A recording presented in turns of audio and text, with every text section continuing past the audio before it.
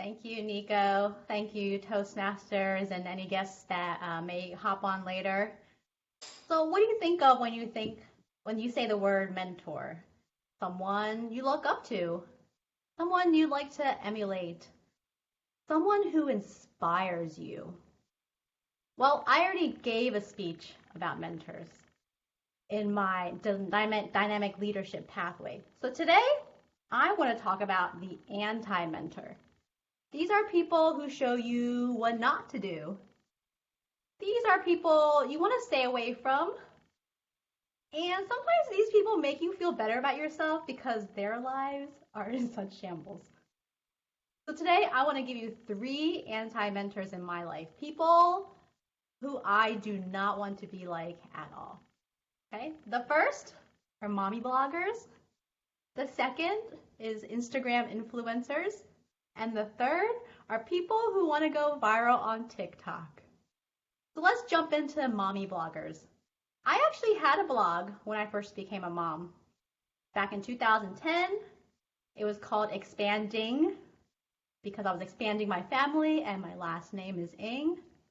And it was about my kids, because I only had one at the time, our struggles, potty training, all the things that mommy bloggers talk about. But when he was about 3, I stopped that blog for 2 reasons. 1, I wasn't making any money. And 2, I really didn't feel comfortable using him online anymore.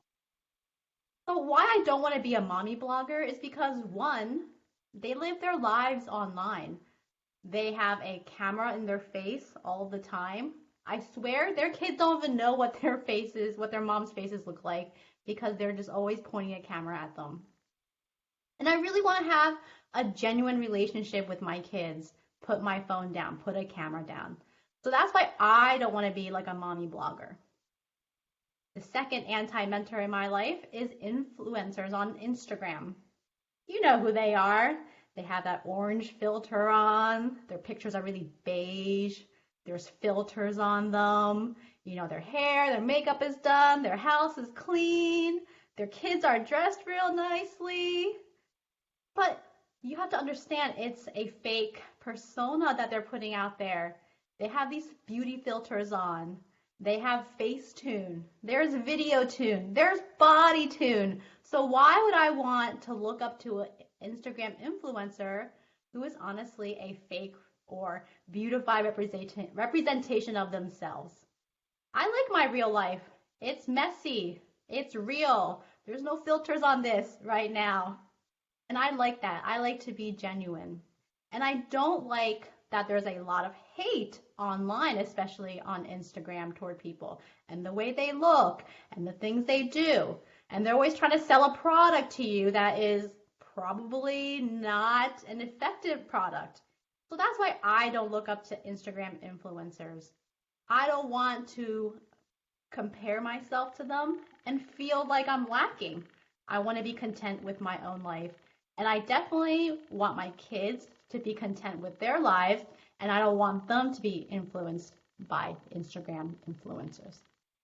The third category of anti-mentor in my life are people who want to go viral on TikTok. I know, I was born in the 1900s and I hate TikTok. It's so surprising.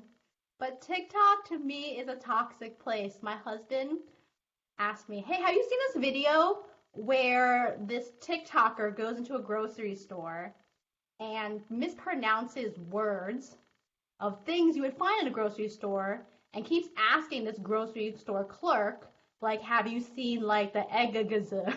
Or, you know, can you tell me where the milk is? And I find that so annoying. I was actually infuriated when my husband told me this story because 1, if it's real, why are you bothering a grocery store clerk in order to become viral?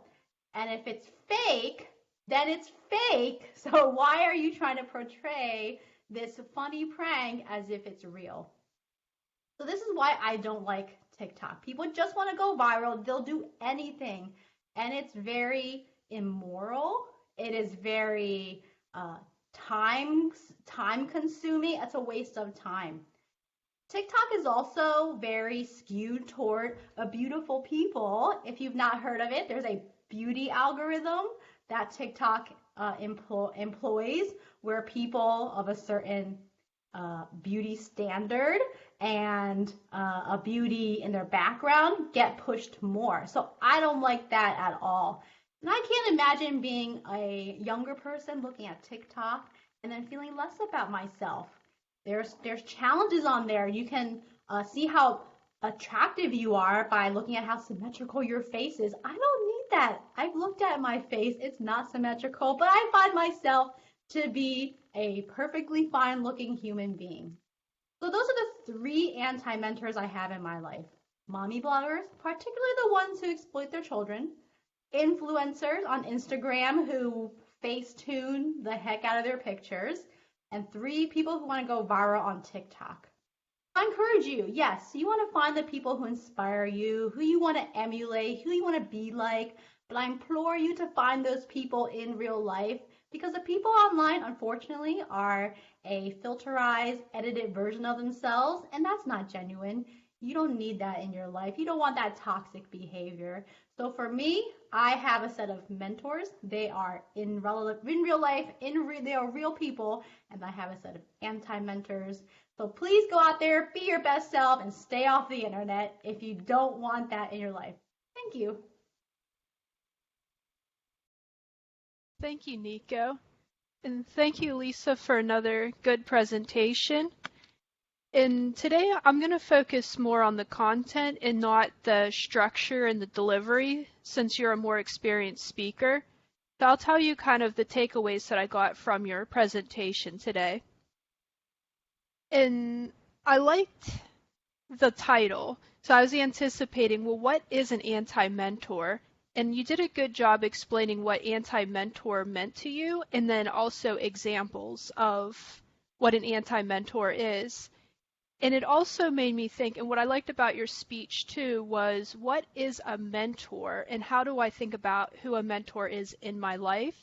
Because at first you listed off 3 examples of social media. And like Nico, I love your background. I don't know if it was intentional or not, but it matches the content with the speech bubbles behind you. I really appreciated that little touch.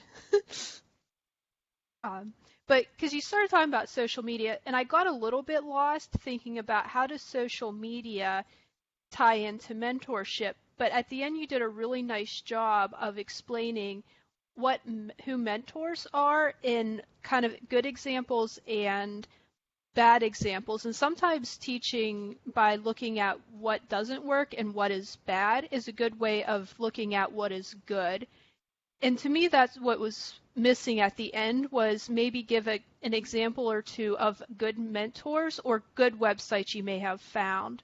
Instead of saying just avoid the internet, maybe say, well, these are parts that may not be positive. What I'm looking for is more of that positivity, but here are other sites or maybe other social media platforms that I found that have that positive influence and maybe have been better mentors than these other ones.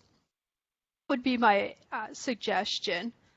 I like too that you brought the personal, how you felt about each platform, and you gave an example of each of the 3.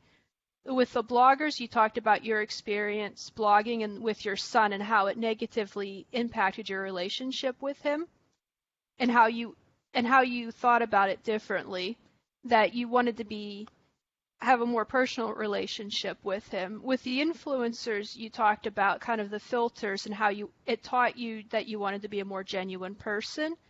And in the third one, you talked about being viral on TikTok, and it's also being genuine and thinking about beauty and how we compare ourselves to others and the standards in our life. And I really appreciated those personal effects and thinking about, or the personal examples you gave and how I could relate to those myself. So overall, I think you did a really good job of making me think about mentorship in a different way. And then also, too, thinking about the influences that I see in my life as well in social media. Oh, thank you.